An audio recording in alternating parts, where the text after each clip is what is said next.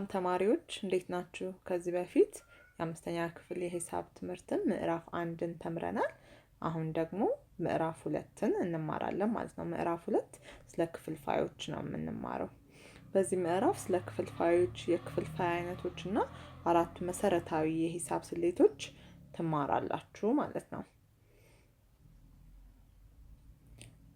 ክፍልፋይ የሚባለው በሀለኛ መልክ የተገለጸ እና ሀና ለ ተለዋዋጭ ሙሉ ቁጥሮች ሆነው ከዜሮ የተለዩ ሲሆኑ ነው።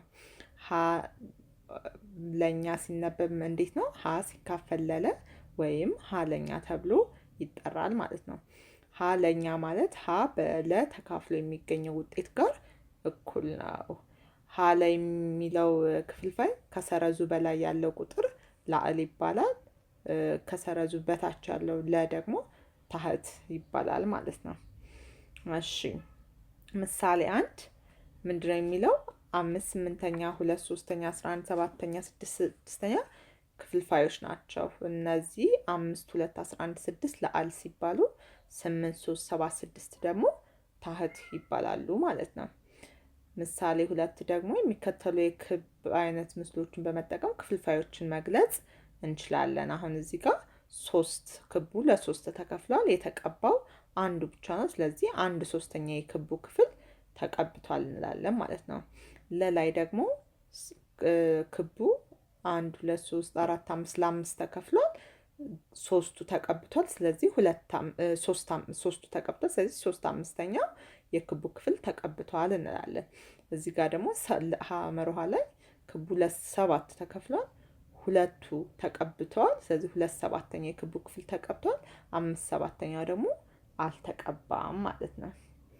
እሺ ህገኛ ክፍልፋይ ማለት ከአንድ ያነሰ ዋጋ ያለው ሲሆን ላዕሉ ከታህቱ የሚያንስ ነው። ለምሳሌ አሁን በምሳሌ እንትን ስንል እንዴት ነው?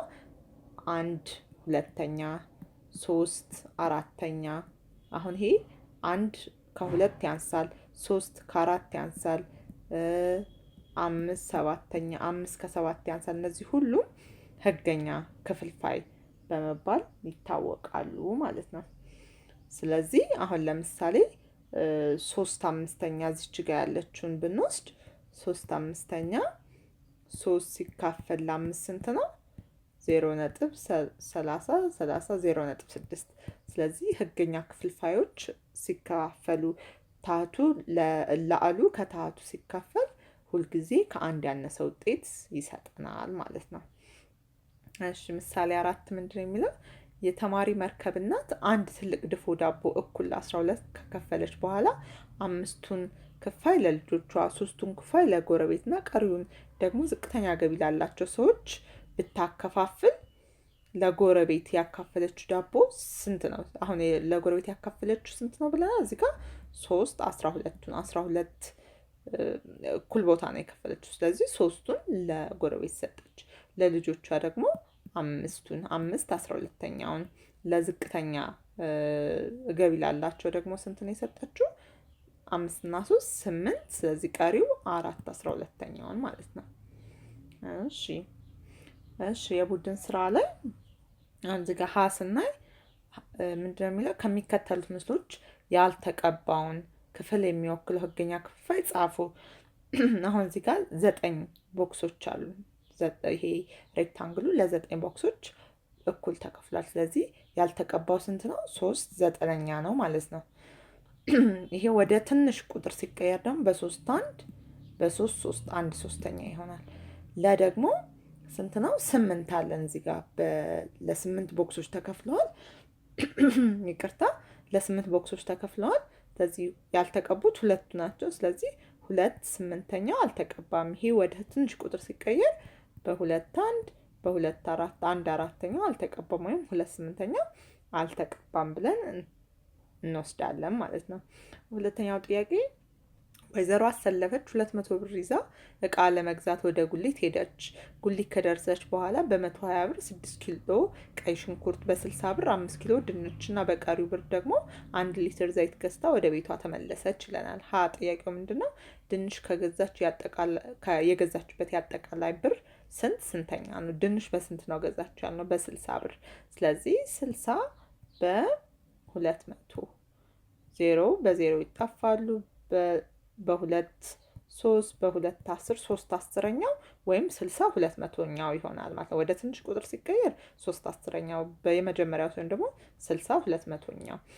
እሺ ደግሞ ጥያቄ ምንድነው? የ1 ኪሎ ሽንኩርት ዋጋ የአጠቃላዩን ብር ስንተኛ ይሆናል?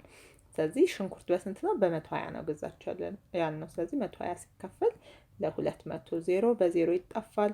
በሁለት 6 በሁለት 10 በሁለት 3 በሁለት 5 ስለዚህ 3/5 ወደ ትንሽ ቁጥር ሲቀየር ካልሆነ 120 200ኛው ይሆናል ማለት ነው። እሺ ለአሉ ከታህቱ የበለጠ ወይም እኩል የሆነ ክፍልፋይ ሲሆን ደግሞ ህገወጥ ክፍልፋይ ይባላል። ቅድም ህገኛ ምንድነው ያለው? ለአሉ ከታህቱ ሲያንስ ወይም ሁለቱ ሲካፈሉ ከአንድ ያነሰ ውጤት ሲኖራቸው ነው። ህገወጥ ደግሞ ለአሉ ከታህቱ ሲበልጥ ወይም የነሱ ክፍልፋይ ደግሞ ከአንድ የበለጠ ወይም እኩል የሆነ ውጤት ሲኖረው ማለት ነው። አሁን እዚህ ላይ ምሳሌ 5 ላይ 5 3ኛ 7 8ኛ 9 9ኛ 4 3ኛ 6 1ኛ ሁሉም እነዚህ ህገወጥ ክፍልፋዮች ናቸው። ምክንያቱም ለአላቸው ከታህታቸው ይበልጣል ወይም እኩል ይሆናል ማለት ነው። እሺ ከሚከተሉ ክፍልፋዮች ውስጥ ህገኛ ክፍልፋይ የሆኑትና ያልሆኑትን ለዩ ይላል። ስለዚህ አሁን እዚህ ጋር ህገኛ ክፍልፋዮች አሁን 3 ሁለተኛ ህገወጥ ነው። ምክንያቱም ለአሉ 3 ከታህቱ 2 ይበልጣል። 6 7ኛ ህገኛ ነው። ምክንያቱም ምንድነው 6 ከ7 ታህቱ ለአሉ ከታህቱ ያንሳል ማለት ነው። እዚህ እንደዚህ እያለን እንከፋፍላቸዋለን ማለት ነው። እሺ የህገወጥ ክፍልፋይ ለአል ለታህቱ ስናካፍል ሙሉ ቁጥር ይደርሰናል ወይም ሙሉ ቁጥር ይደርስና ቀሪ ይሆናል ይላል። አሁን ይሄንን እንዴት ነው በኤግዛምፕል እንትን የምንለው? አሁን ለምሳሌ ህገወጥ ነው አይደል ያለው? ህገወጥ ማለት ለአሉ ከታህቱ የሚበልጥ ለ5/4 ቢሆን ለምሳሌ አሁን ይሄኛው ሲካፈል ህገወጦች ምንድነው? ሁለቱ ሲካፈል ሙሉ ቁጥር ይሰጠናል ወይም ሙሉ ቁጥር ሰጥቶ ቀሪ ይኖረዋል። ስለዚህ ይሄን እንዴት ነው የምንገልጸው? 5 ሲካፈል ለ4 ይሆንና 5 ሲካፈል ለ4 አንድ ጊዜ 4 5 ሲቀነስ 4 ስንት ይሆናል?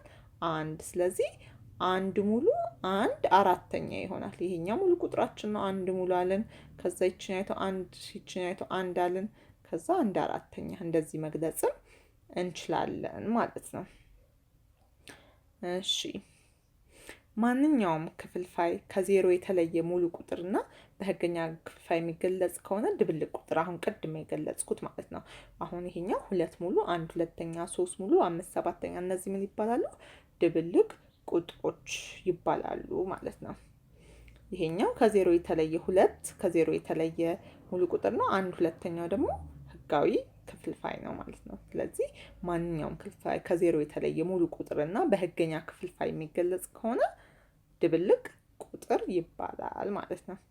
እሺ ምሳሌ 8 ምንድነው የሚለን? 5 ብር ከ7 ሳንቲምን በድብልቅ ቁጥር ለማስቀመጥ 1 ብር ከ100 ሳንቲሞች ጋር እኩል መሆኑ ነው። አሁን ለምሳሌ 5 ብር ከ70 ሳንቲም ያለው። ስለዚህ 70 ሳንቲሙ የአንድ ብር ስንተኛው ነው? 70 100ኛው። ምክንያቱም 1 ብር 100 ሳንቲም ነው። ስለዚህ 5 ሙሉ ብር 70 100ኛ ማለት 70 ሳንቲም ማለት ነው። እንደዚህ ብለን ማስቀመጥ እንችላለን። እሺ ምሳሌ 9 ምንድነው የሚለው? 8 ሰዎች እያንዳንዳቸው 1/5 ሊትር ወተት ቢጠጡ በአጠቃላይ የጠጡት ወተት በሊትር ስንት ነው የሚለው። እዚህ 8 ሰዎች ናቸው። ሁሉም 1/5 ነው የጠጡት። ስለዚህ 8 ጊዜ 1/5 ስናደርገው 8/5 ይሆናል። ወይም ሁሉም ስንደምር 8/5 ይሆናል። ይሄንን በድብልቅ እንዴት መግለጽ እንችላለን? በድብልቅ ስንገልጸው 8 ሲካፈል ለ5 8 ሲካፈል ለ5 8 ሲካፈል ለ5 እናረጋትና 8 ሲካፈል ለ5 አንድ ጊዜ 5 ቀሪ ስንት ይሆናል? ሁለቱ ሲቀነስ 8 ሲቀነስ 3 ስለዚህ 1 ሙሉ 3/5 ብለን መግለጽ እንችላለን ማለት ነው። እዚህ ጋር እንደተገለጸ። እሺ ድብልቅ ክፍልፋዮችን ወደ ህገወጥ ለመቀየር የሚከተለውን ቅደም ተከተል እንጠቀማለን። እስካሁን ምንድነው ህገወጦችን ወደ ድብልቅ ነበር እየቀየርን ያለነው። አሁን ደግሞ ድብልቆችን ወደ ህገወጥ እንዴት መቀየር እንችላለን የሚለውን ደግሞ እናያለን ማለት ነው። አሁን ለምሳሌ 3 ሙሉ 1 5ኛ ቢሆን አሁን እንደዚህ ቢሆን ይሄ አሁን ድብልቅ ነው አይደል የሚባለው። ወደ ህጋዊ ለመቀየር 5 ሲባዛ በ3 5 ሲባዛ በ3 ሲደመር 1 አድርገን ይችኛይቷን ታህቷን ራሷን እናመጣታለን። ሲካፈል ለ5 5 ሲባዛ በ3 15 ሲደመር 1 ሲካፈል ለ5 16 5ኛ ይሆናል። ስለዚህ አሁን እዚህ ጋር ማስታወሻችን ስናነብ ታህቱን በሙሉ ቁጥር አባዙ ማለትም ይችን ታህቷን 5ን በዚህ በሙሉ ቁጥር እናባዛ 5 ሲባዛ በ3 ማለት ነው። በደረጃ 1 ያገኛችሁትን ብዜት ከመጀመሪያው ህገኛ ክፍልፋይ ለአል ጋር ደምሩ። ለዚህ ሁለቱ ሲባዛ ስንት ያገኘነው 15 ሲደመር ከዚህኛይቷ ጋር ከለአልዋ ጋር እንደምራታለን። እሺ በደረጃ 2 ያገኛችሁትን ድምር ማለትም 16 ማለት ነው። ከላይ ያስቀምጡና ታህቱን በመጀመሪያው ክፍልፋይ የነበረውን ታህት እንዳለ በመጻፍ ስትጨርሱ ህገወጥ ክፍልፋይ ታገኛላችሁ። ይቺ 5ን ራሷን 5 እዚህ ጋር ስንወስድ 16 5ኛ ህገወጥ ነው። ምክንያቱም 16 ለአሉ ከታህቱ ስለሚበልጥ ማለት ነው። እሺ ሌላ ምሳሌ 10 የሚከተሉትን ድብልቅ ቁጥሮች ህገወጥ ክፍልፋይ ግለጹ። ይሄኛው በጣም ቀላል ነው። አሁን እንደሰራነው አሁን 3 ሙሉ 2 5ኛ ሲሆን መጀመሪያ ሙሉ ቁጥሩን በታህቱ እናባዛለን። 3 ሲባዛ በ5 ከዛ ከለአሉ ጋር እንደምራለን። ሲደመር 2 17 ስናገኝ የመጀመሪያውን ታህት እንወስዳለን 5ኛ። ሌሎቹንም በዚሁ መልኩ መስራት ይቻላል ማለት ነው። እሺ መልመጃ 2 ምንድነው የሚለን? የሚከተሉትን ጥያቄዎች ትክክል የሆነውን እውነት ወይም ትክክል ያልሆነውን ደግሞ ሐሰት በማለት መልስ ስጡ ይላል። ከዚህ 1 ወይ 2 ጥያቄ እንሰራና ሌላውን ደግሞ እናንተ ትሰራላችሁ። ምንድነው የሚለው? ከዜሮ በስተቀር ለማንኛውም ሙሉ ቁጥር በሲካፈል ለ1 ነው። ይሄ ምንድነው? እውነት ነው። ምክንያቱም ሁለቱ ቁጥሮች ለአሉና ታህቱ እኩል ከሆኑ የሚሰጠን ቁጥር ሁልጊዜ 1 ነው፣ ዜሮ ካልሆነ በስተቀር። ለምሳሌ አሁን 3 ሲካፈል ለ3 ቢሆን 1 ነው። 4 ሲካፈል ለ4 ቢሆን 1 ነው። 15 ሲካፈል ለ15 ቢሆን 1 ነው። ስለዚህ ይሄኛው እውነት ነው ማለት ነው። እሺ ሐመሮሃን ስናይ አሁን 6 ሲካፈል ለ7 ህገወጥ ክፍልፋይ ነው ይለናል። ይሄኛው ምንድነው? ሐሰት ነው። ምክንያቱም ህገወጥ ይሄኛው ህገኛ ነው። ምክንያቱም 6 ለአሉ ከታህቱ ስለሚያንስ ማለት ነው። ስለዚህ ይሄኛው የሐመሮሃ ሐሰት ነው ማለት ነው። እሺ ሁለተኛው ምንድነው የሚለው? የሚከተሉት ክፍልፋዮች ህገኛ ህገወጥ ድብልቅ በማለት ለዩ። አሁን ምንድነው? 2 ሲካፈል ለ7 2 ለአል ነው፣ 7 ታህት ነው። ለአሉ 2 ከታህቱ 7 ያንሳል። ስለዚህ ህገኛ ነው ማለት ነው። እሺ አሁን ለምንድነው 4 ሙሉ 3 7ኛ ይሄኛው ድብልቅ ነው። 6 6ኛ ይሄኛው ምንድነው? ህገ ወጥ ነው። ወይ እኩል ይሆናል ወይም ለአሉ ከታህቱ ይበልጣል ብለናል ህገ ወጥ ላይ። እሺ ሶስተኛው የሚከተሉትን ህገ ወጥ ክፍሎች ወደ ሙሉ ቁጥር ወይም ድብልቅ ቁጥር ቀይሩ። 6 5ኛ አሁን ሙሉ ቁጥር መቀየር አይችልም። ስለዚህ ወደ ድብልቅ ስንቀይር 6 5ኛ 1 ጊዜ 5 5 6 ሲቀነስ 5 1። ስለዚህ 1 ሙሉ 1 5ኛ ይሆናል ማለት ነው። ድብልቅ አረግ ነው። ይሄንን ለንግን ወደ ሙሉ ቁጥር መቀየር እንችላለን። በ2 1 በ2 4። ስለዚህ 4 8 ሲካፈል ለ2 4 ይመጣል። ሌሎቹንም እንደዛ እያደረጋችሁ ስሯቸው ማለት ነው። እሺ የሚከተሉትን ምስሎች የጠቆሩትን ክፍሎች የሚወክሉት ክፍልፋዮች ጻፉ ይላል። ስለዚህ ሀ ላይ ምንድነው? ይሄ ቦክሱ አሁን በ6 እኩል ቦታ ተከፍሏል። የጠቆረው 4 ነው። ስለዚህ 4 6ኛ ይሆናል ማለት ነው። ይሄ ወደ ትንሽ ቁጥር ሲቀየር ደግሞ በ2 2 በ2 3። ስለዚህ 2 3ኛ ይሆናል ማለት ነው። እሺ ለላይ ደግሞ ይሄ ክብ ይሄ ለ8 እኩል ቦታዎች ተከፋፍሏል። 3ቱ ተቀብቷል። ስለዚህ 3 8ኛ ይሆናል ማለት ነው። ስለዚህ ሌሎቹን እንደዚሁ ትሰራላችሁ። 5ኛው የእንግሊዝኛ አንባቢ ፊደላት ቁጥር ከአጠቃላይ ከ26ቱ የእንግሊዝኛ ፊደላት ስንተኛው ናቸው ይላል። አንባቢ ፊደላችሁ የሚባሉት ኤ ኢ አይ ኦ ዩ ነው። ስለዚህ 5 ማለት ነው። ስለዚህ 5 26ኛው ነው ማለት ነው። 6ኛ ላይ ደግሞ የሚለን የአንድ ሂሳብ ክፍለ ጊዜ የአንድ ሰዓት ስንተኛው ነው ይላል። ስለዚህ ብዙ ጊዜ የክፍለ ጊዜዎች 45 ደቂቃ ነው የሚሆኑት እንደ የትምህርት ቤት ቢለያይም።